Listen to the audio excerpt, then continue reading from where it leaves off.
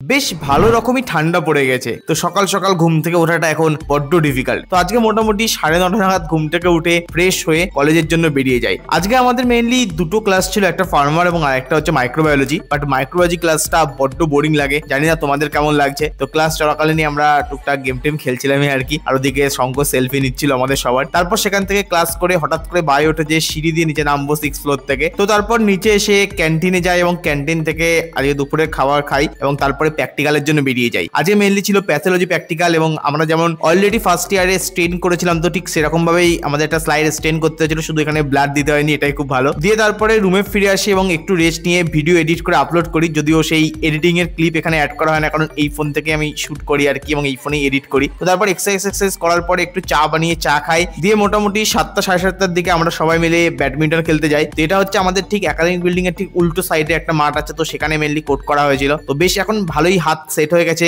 অনেকদিন পরে খেলছিলাম এই সিজনে। তো দেখা যাক কেমন কি হয়, এই সিজনটা চলে, বেশ চোট টোট না আসলেই হবে। তারপর সেখান থেকে মোটামুটি ফিরে আসি 11টার দিকে, দিয়ে খাওয়া দাওয়া করে আজকের মতো একটু হালকা পড়াশোনা করে শুয়ে পড়ি। তো চলো দেখা হচ্ছে পরের ভিডিওতে, বাই।